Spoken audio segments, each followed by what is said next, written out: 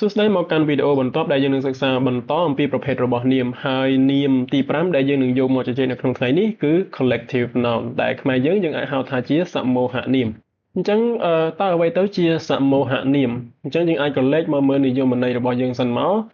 និយមន័យទី1គឺ a collective noun is the name of a number collection of persons or things taken together and spoken of as one whole អញ្ចឹងសម្រាប់និយមន័យទី1ដែលត្រូវបានដកចេញមកអំពី High School English Grammar នៅខាងក្រោមនេះនៅក្នុងទំព័រលេខ6មានន័យថាសមូហនាមគឺប្រើសម្រាប់សម្គាល់ក្រុមមនុស្សឬវត្ថុជាច្រើនដែលស្ថិតនៅរួមគ្នាជាក្រុមហើយនឹងត្រូវបានគេចាត់ទុកថាជាក្រុមតែមួយដោយឡែកចំពោះនិយមន័យទី2ដែលត្រូវបានដកចេញមកអំពី Basic English Grammar for English Language Learner ហើយនៅក្នុងទំព័រវិញក៏យើងអាចទៅមើលបានដែរនៅក្នុងទំព័រ34អញ្ចឹងសម្រាប់និយមន័យទី2គឺថា collective nouns are words for groups of people, animals or thing និយមន័យទី2នេះមានន័យថាសមូហនាមឬក៏ collective noun គឺជាពាក្យដែលប្រើសម្រាប់សម្គាល់ពីក្រុមមនុស្សសត្វនិងវត្ថុដោយឡែកសម្រាប់និយមន័យទី3បើយោងទៅតាមសៀវភៅ A Special English Grammar Parts of Speech Part 1សម្រាប់ទំព័រយើងអាចទៅមើលបាននៅក្នុងទំព័រ19បានកំណត់និយមន័យទៅលើ collective noun នេះថា A collective noun is a count noun that denotes a group of individuals. Many words, including a number of people or animals, are singular. Also, a collective noun is a noun naming a group of things, animals, or persons. You could count the individual members of the group, but you usually think of the group as a whole is generally as one unit. You need to be able to recognize collective nouns in order to maintain subject-verb agreement. The following nouns are usually singular. In some cases, they are plural if the sentence indicates that the individual numbers are acting separately. អញ្ចឹងសម្រាប់និយមន័យទី3នេះគឺសមូហនាមគឺជានាមរាប់បានមួយប្រភេទមានន័យថាយើងអាចរាប់វាបាននាមនឹងដែលបញ្ជាក់អំពីក្រុមជាឯកតលក្ខណៈមានន័យថាចំនួននាមជាច្រើនដែលបង្ហាញអំពីមនុស្សឬក៏សត្វហើយស្ថិតនៅក្នុងក្រុមមួយហើយនាមមួយក្រុមនោះគឺត្រូវបានកំណត់ថាជាឯកវចនៈអញ្ចឹងមានន័យថាមួយក្រុមនឹងគឺមាននាមច្រើននៅក្នុងនឹងម្យ៉ាងវិញទៀតអាចនិយាយបានថាសមូហនាមគឺជានាមប្រើសម្រាប់សម្គាល់អំពីក្រុមមនុស្សសត្វឬក៏វត្ថុយើងក៏អាចរាប់សមាជិកនីមួយៗនៅក្នុងក្រុមបានដែរក៏ប៉ុន្តែជាធម្មតាសមាជិកទាំងអស់នោះដែល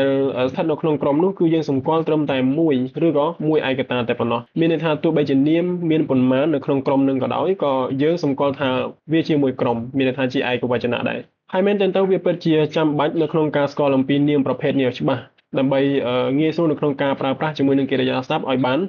ត្រឹមត្រូវហើយលោកអ្នកត្រូវធ្វើទុកនៅក្នុងចិត្តថាសមូហនាមជាទូទៅគឺជាឯកវចនៈក៏ប៉ុន្តែក៏មានករណីខ្លះដែលវាជាពហុវចនៈផងដែរបើសិនបើយើងនិយាយសំដៅទៅលើសមាជិកនីមួយៗដោយឡែកពីគ្នានៅក្នុងនាមមួយក្រុមហ្នឹងអញ្ចឹងសរុបឲ្យខ្លីសមូហនាមឬក៏ collective noun នេះមានន័យថានាមដែលវាប្រមូលផ្ដុំទៅដោយនាមផ្សេងៗទៀតរាប់ចូលជាមួយក្រុមយើងហៅថាជាសមូហនាមនឹងឯងអញ្ចឹងនាមមួយក្រុមហ្នឹងគឺស្មើនឹងឯកវចនៈទោះបីជាវាមាននាមច្រើននៅក្នុងនឹងរួមបញ្ចូលគ្នាក៏ដោយក៏ប៉ុន្តែយើងសម្គាល់វាថាជាមួយក្រុមឬក៏ជាមួយឯកតានឹងឯងបើទោះបីជាយើងបានអានទៅលើនិយមន័យក៏ដូចជាវិភាគទៅលើនិយមន័យហើយក៏ពិតមែនខ្ញុំនៅតែជឿជាក់ថាយើងនៅតែមិនទាន់អាចធ្វើឲ្យជាក់ច្បាស់ថាតើអ្វីទៅជា collective noun នឹងបានដដែលឥឡូវយើងចូលទៅមើលឧទាហរណ៍តែម្ដង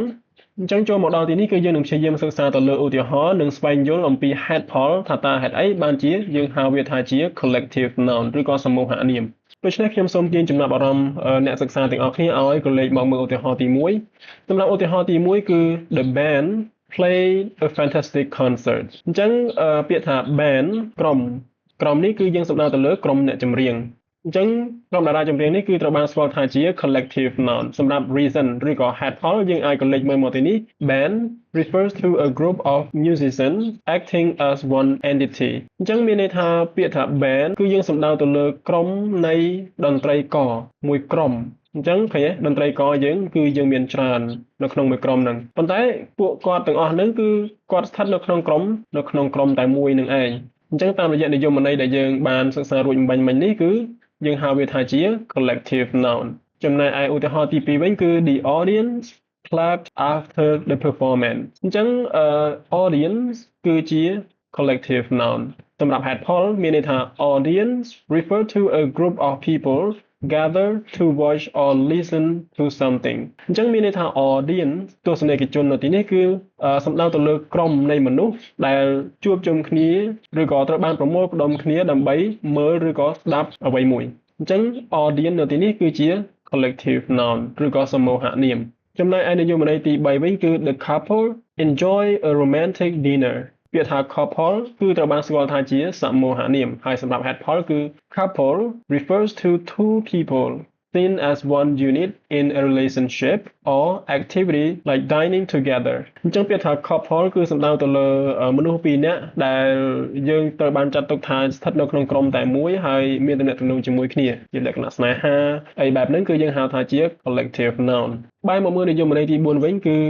the class listen carefully to the teacher អញ្ចឹងសម្រាប់ class នៅទីនេះគឺជាសមូហនាមហើយយើងមិនបានប្រែចេញថាជាថ្នាក់រៀននោះទេបើចង់ដឹងថាប្រែថាម៉េចយើងមើលមកកាន់ reason នៅខាងក្រោមនេះមកគឺ class refers to a group of students learning together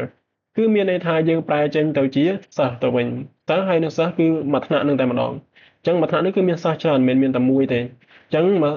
សិស្សមួយថ្នាក់នេះគឺយើងហៅថា class អញ្ចឹងហើយយើងហៅវាថាជាសមូហនាមចំណែកឯឧទាហរណ៍ចុងក្រោយគឺឧទាហរណ៍ទី5គឺ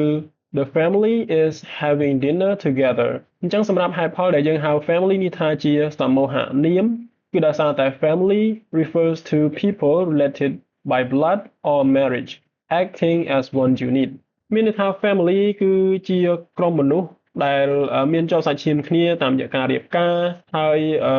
ទាំងអស់ហ្នឹងគឺស្ថិតនៅក្នុងក្រុមតែមួយមែនអត់មួយ family គឺយើងមានប៉ាមានម៉ាក់មានកូនមានបងប្រុសមានប្អូនស្រីមានប្អូនប្រុសអីចឹងទៅអញ្ចឹងមួយ family ហ្នឹងគឺមួយគ្រួសារហ្នឹងគឺមានមនុស្សច្រើនហើយរួមបញ្ចូលគ្នាតែមួយក្រុមមួយគ្រួសារ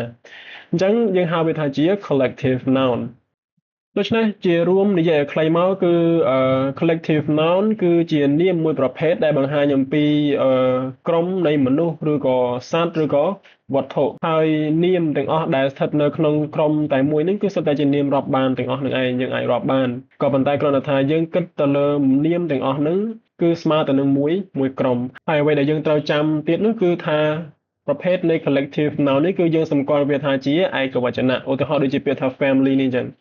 ពាក្យថា family នេះគឺយើងមានមនុស្សច្រើននៅក្នុងនឹងមានអត់យើងមានប៉ាមានម៉ាក់មានបងប្អូនប្រុសបងប្អូនស្រីអីចឹងទៅប៉ុន្តែមួយក្រុមនឹងឬក៏មួយគ្រួសារនឹងយើងសម្គាល់ថាជាឯកវចនៈតែមួយទេអញ្ចឹងបានជាយើងប្រើជាមួយនឹងកិរិយាសព្ទនៅទីនេះគឺជាមួយនឹងពាក្យថា is មិនមែនប្រើជាមួយនឹង family are ទេអញ្ចឹងយើងប្រើជាមួយនឹង is the family is having dinner together អីចឹងទៅប៉ុន្តែយើងអត់និយាយថា the family are having dinner together ទេបែបហ្នឹងគឺ